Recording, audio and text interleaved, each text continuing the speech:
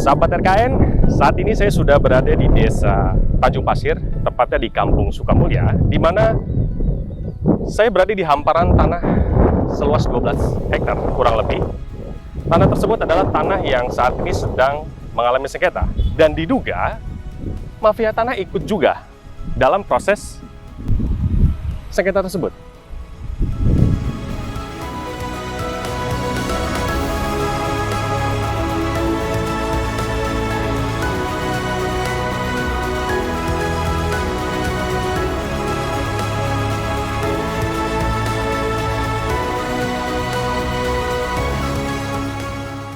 Terkait dengan permasalahan yang Bapak alami saat ini, sudah akan memasuki putusan pengadilan. Bisa Bapak jelaskan? Ya, selamat sore Pak.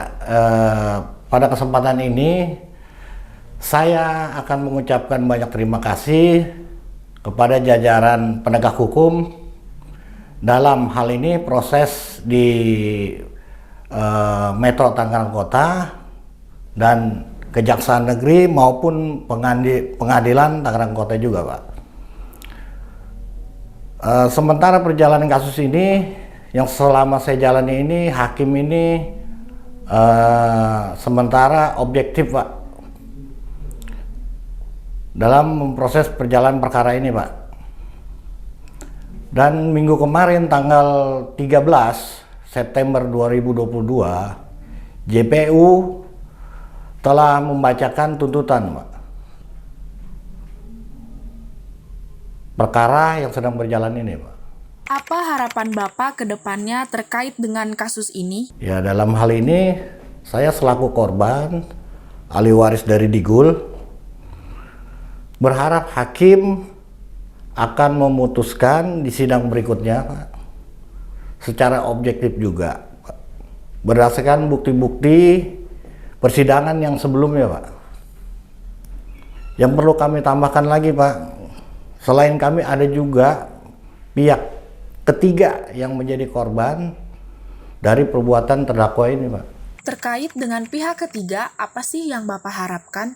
Ya, harapan kami pihak ketiga dapat duduk bersama, Pak.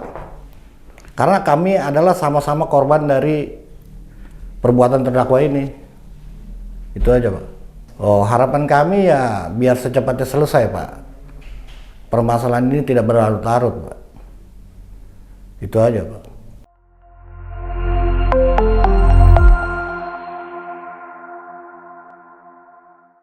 Bagaimana proses persidangan kasus dugaan pemalsuan dan penyerobotan tanah di Pengadilan Negeri Tangerang dengan terdakwa Nyonya Oina Cinio dan korbannya adalah para ahli waris Digul? Ya, kasus dugaan tindak pidana pemalsuan surat-surat atau menggunakan surat-surat yang palsu dan penyerobotan yang pada saat ini oleh Kejaksaan Negeri Tangerang didakwakan kepada Nyonya Oina Cinio memiliki cerita yang cukup panjang, yaitu bahwa tanah ini semula ya pemilikannya adalah almarhum Digul. Almarhum Digul adalah pemilik tanah seluas kurang lebih 42 hektar yang terletak di Desa Tegal Angus, Kecamatan Teluk Naga, Kabupaten Tangerang, Provinsi Banten. Setelah Digul meninggal, maka kepemilikan tanah ini beralih kepada anak-anaknya sebagai ahli waris, yang antara lain adalah Pak Hagus Gunawan dan adik-adiknya. Nah, pada tahun 2014, Hagus Gunawan dan adik-adiknya baru sadar bahwa sebagian dari tanah miliknya berdasarkan Girik C 137 yang tertulis atas nama Digul telah beralih pemilikannya dan dikuasai oleh Nyonya Oina Cinio atau sekarang ini sebagai terdakwa, yang juga sekaligus adalah tantenya sendiri, karena Oina Cinio adalah adik ipar dari almarhum Digul. Nyonya Oina Cinio ini adalah istri dari Pak Tompul yang merupakan adik dari almarhum Digul. Nah, setelah melalui penyelidikan dan penyidikan oleh Polres Tangerang, diperoleh bukti berupa girik-girik yang diduga tidak ada hubungannya dengan girik C37 yang merupakan milik dari almarhum Digul. Polisi berkesimpulan bahwa Nyonya Oina Chinio dan putranya bekerja sama dengan oknum kepala desa di wilayah itu memalsukan sejumlah dokumen, antara lain membuat girik palsu, membuat PM1. PM1 itu adalah surat-surat yang melengkapi dokumen-dokumen yang dibutuhkan dalam melakukan jual beli atau peralihan hak, termasuk juga dalam mengurus sertifikat hak milik atau hak guna bangunan di kantor pertanahan, dan itu dikeluarkan oleh lurah. Nah, berdasarkan girik-girik yang diduga sebagai girik palsu dan surat keterangan yang dibuat oleh lurah juga ternyata setelah diselidiki adalah surat-surat palsu, kemudian sampai dengan akte jual beli yang dibuat oleh Nyonya Oina Chinio sebagai alas haknya dalam mengklaim tanah milik almarhum Digul di atas girik 137 itu juga berdasarkan akte jual beli yang kemudian ternyata tidak terdaftar di kantor camat, yaitu Camat Teluk Naga. Dari bukti-bukti itu kemudian Polres Tangerang menetapkan Nyonya Oina Chinio sebagai tersangka dan proses perkaranya dilimpahkan ke kejaksaan, dan saat ini persidangannya sedang berjalan dengan 2 pasal dakwaan, yaitu pasal memalsukan surat dan atau menggunakan surat palsu, dan pasal yang kedua adalah melakukan penyerobotan atau melakukan jual beli tanah yang bukan miliknya kepada pihak ketiga. Dan saat ini persidangannya sudah memasuki tahap pembelaan dan tanggapan jaksa terhadap pembelaan terdakwa, dan mungkin dalam 2-3 kali sidang lagi perkara ini akan segera diputus. Dan itulah proses perjalanan perkara yang sangat melelahkan bagi masyarakat kecil, masyarakat miskin di daerah Teluk Naga, Tangerang, Banten. Apa harapan dari pihak korban para ahli waris Digul terhadap proses pidana yang sedang berlangsung di Pengadilan Negeri Tangerang? Ya, dalam kasus ini karena kita sudah memasuki proses pidana, tentu negara punya kewajiban untuk melindungi kepentingan umum. Kepentingan umum di sini apa? Yaitu masyarakat harus tertib dan taat kepada hukum.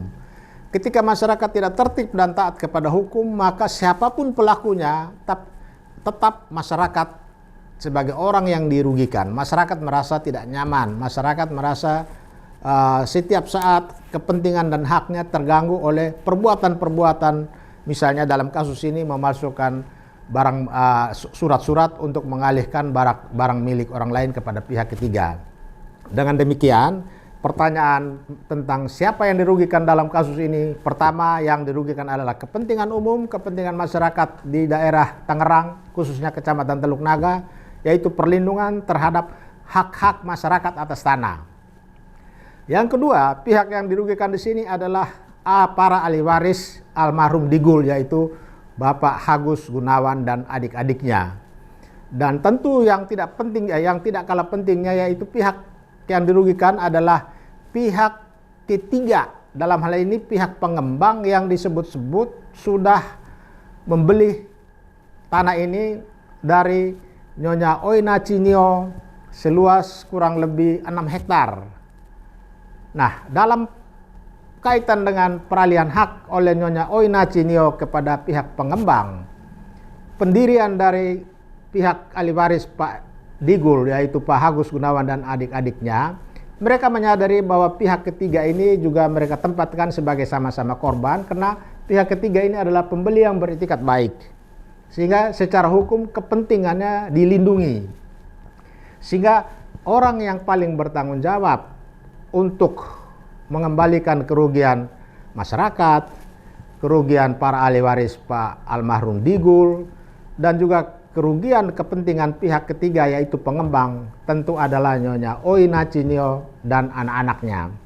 Sehingga kita berharap, ya, masyarakat Tangerang berharap, ya, para ahli waris almarhum Digul juga berharap, bahkan pengembang juga diharapkan punya harapan yang sama supaya pelaku ini berdasarkan bukti-bukti dan fakta-fakta yang sudah terungkap dalam persidangan supaya dihukum seadil-adilnya.